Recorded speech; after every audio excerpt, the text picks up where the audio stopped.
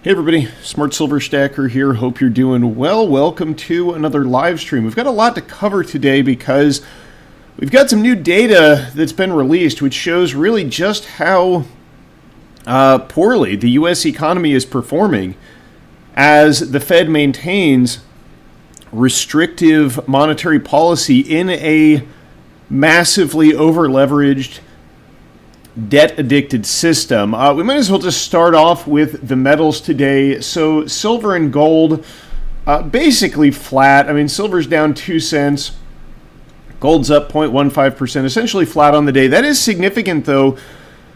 When you look at the broad indexes, you've got all the major stock indexes in the red following what can only be considered disastrous news today, really, relating to U.S. GDP and inflation for the first quarter. We're going to get into that in just a moment, but I think one of the really big stories today is Newmont Gold.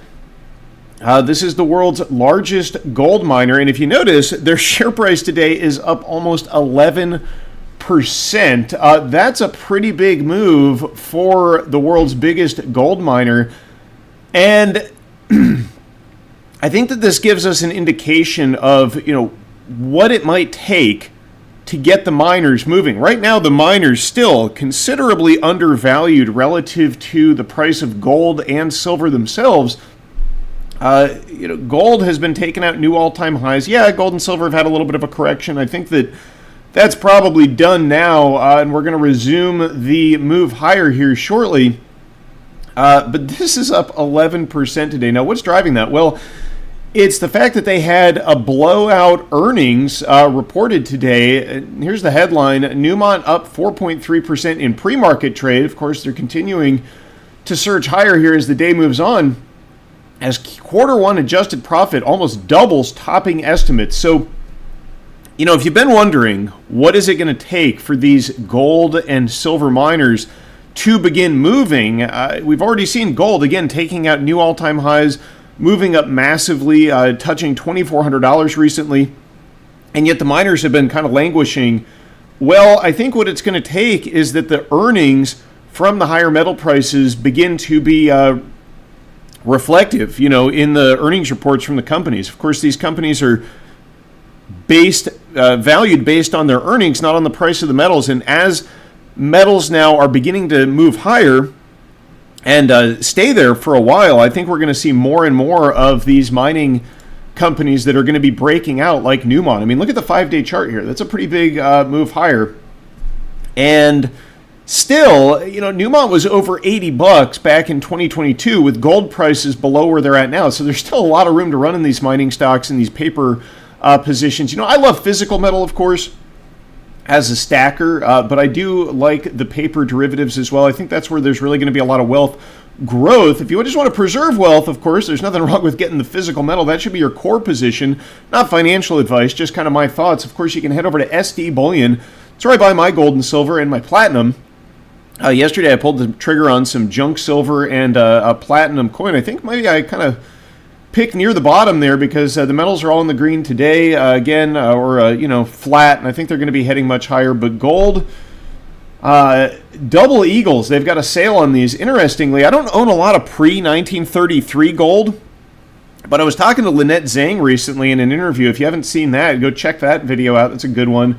And she was telling us about how premiums on pre-1933 gold on certain issues are beginning to rise, and that may well be the case moving forward. Of course, this stuff's kind of like junk silver in that they haven't made it in a long time. Normally, you got to pay kind of a steep premium to get these, but this is not bad over at SD Bullion. They got a nice sale on these $20 double eagle gold coins, so maybe consider adding some of that to your stack. But let's get into the data here, which I think it really reveals just how much pressure is on the U.S. economy as we continue to see the Fed delaying rate cuts because inflation is on the rise. So this is the headline from Axios. U.S. economy grew at 1.6% annualized rate in the first quarter. Now, this is the chart of previous quarters. You can see in quarter four of 2023, it was growing at an annualized rate of 3.4%, according to the official numbers. Now, look,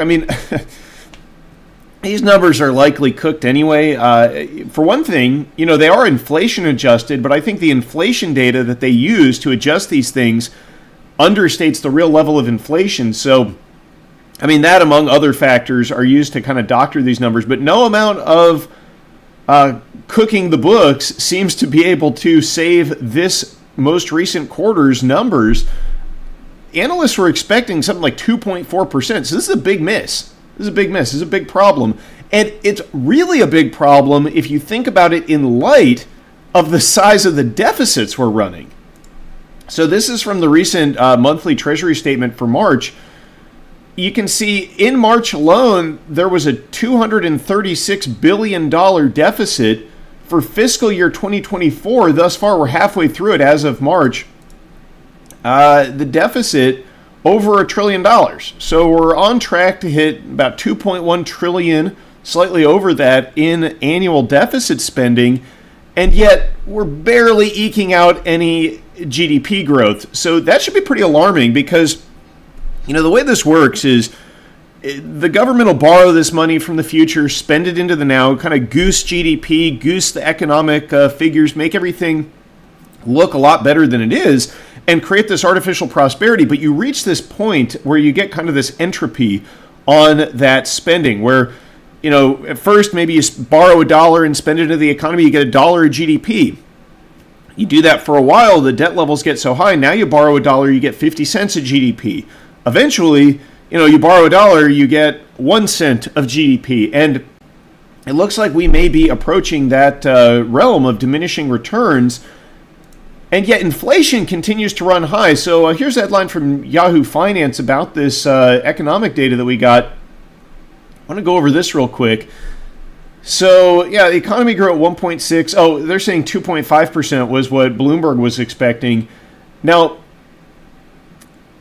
the reading, again, came in a lot lower than last quarter GDP. So we're seeing a slowing in economic growth. And then this is really the kicker here.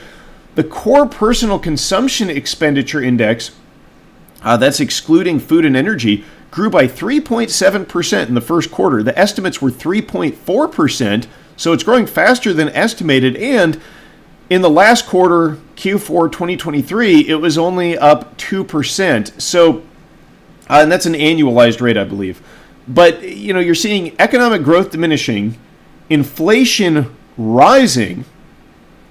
Now, previously, in the past several years, when you get these hot inflation numbers, you see the metals come under pressure. It's not really happening today. It's definitely not happening with the derivatives like the miners, Newmont up 10%, and yet most of the major stock indexes out there in the red. So this kind of gives you an idea that things are starting to shift here. And I think investors may be beginning to realize that higher inflation, regardless of what the Fed does with monetary policy, is baked into the cake right now. Because the bottom line is, really to control this rising inflation, the Federal Reserve would not only need to delay rate hikes, they would need to raise rates. But they can't do that. That is an impossibility. The markets are already pricing in rate cuts. So think about what it means if the Fed surprise hikes rates. It'd crash everything. Bring the whole thing crashing down. If you think 1.6% GDP growth is bad, Fed starts hiking rates, you're going to see declining GDP numbers. You're going to see a massive recession ushered in. And do you really think they're going to do that in an election year? There's no way. If there's going to be any rate hikes, it will have to be after the election. But I don't even think that is in the cards here. One reason is look at what we're seeing in the 10-year yield today.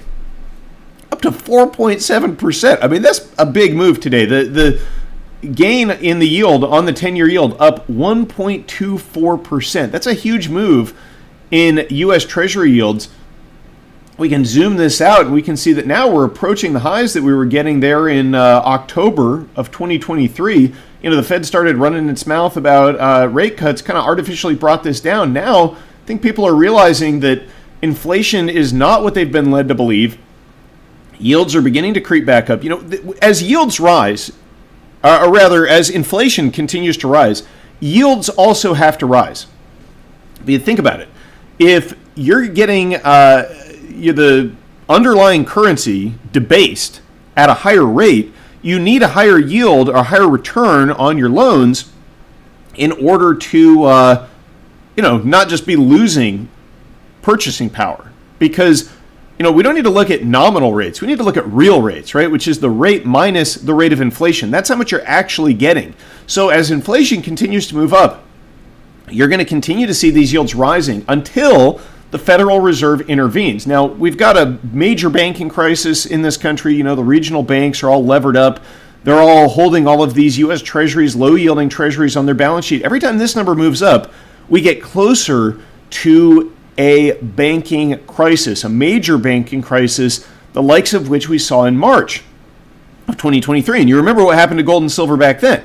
Prices were absolutely soaring. Premiums were soaring. Everybody was freaking out. Well, as this number continues to rise, we're getting closer and closer to a similar event, and the Fed is going to have to bring out the big guns. Now, another reason the Federal Reserve ultimately is going to have to cut, and again, you're starting to see this reflected in the price of the metals, because before you'd get the hot inflation print, metals would drop, right? Because people think, well, now the Fed can't print. I think people are beginning to understand, as you see the economy contracting or growing at a slower rate, inflation continuing to rise, the Fed is likely to err on the side of higher inflation. It's typically what central banks do, right? The main tool is inflating. So, as this moves up, keep in mind that the average yield or the average interest rate on U.S. interest-bearing debt will continue to rise as well. We got the latest number here from Statista from March, 3.22%. This is going to continue to move higher unless yields on U.S. treasuries decline, right? Because more and more debt gets rolled over to the new higher interest rate. And as long as the yield on U.S. treasuries is above this average rate, the average rate will continue to rise as more and more debt gets rolled over and we get closer to the current yields. Now, that's a big problem because we've now got $34.68, almost $34.7 trillion in debt. We're not even halfway through 2024 yet, and we're almost at 35, really. I mean, it's just going to take one or two big spending packages, which seem to just always, be getting a new one every week or so. It's a couple billion here, a couple tens of billion for military aid, emergency spending bills to keep the doors of the government open, emergency debt ceiling increases because we need to borrow more to pay the interest on the debt. And that's what I want to talk about here is the interest on the national debt. So you got $34.683 trillion in debt, average interest rate 3.2%. Let's pull up our calculator here, and you can see, let's just call it 34.6 trillion. You multiply that by 3.22%, you can see that now the annual interest on the U.S. national debt exceeding 1.1 trillion. And this number is just going to keep getting higher and higher because the interest rate is moving up and the absolute debt itself is increasing, right? We're running huge deficits, huge interest payments. I mean, this is a recipe for an exponential surge in debt and interest rates. And the only way the Federal Reserve really can control this, I mean, forget rate cuts, that's not going to be enough. They're going to have to get into the market, reverse quantitative tightening, which they've already been slowing down, by the way. I mean, Powell says he's trying to slow down the pace of QT to avoid a crisis like what happened in 2019 when the Fed was forced to, cut rates and they had a crisis in the overnight lending mechanism.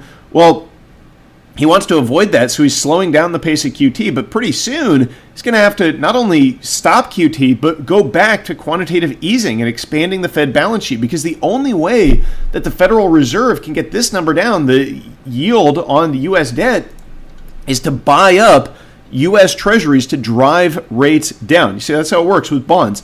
Buying pressure comes in, yields go down. If people are selling and they don't want the bonds, yields go up because that's what they have to do to draw new buyers in. So as we see the yields continuing to rise in light of elevated inflation, only way the Fed can help to bolster this debt-addicted economy is to get into the markets, inject liquidity, print money, monetize debt.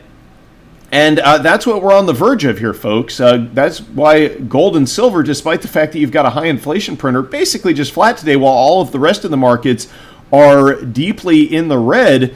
And I think it's also why you're seeing things like Newmont Mining beginning to surge. You know, their earnings are beginning to reflect the higher metals prices.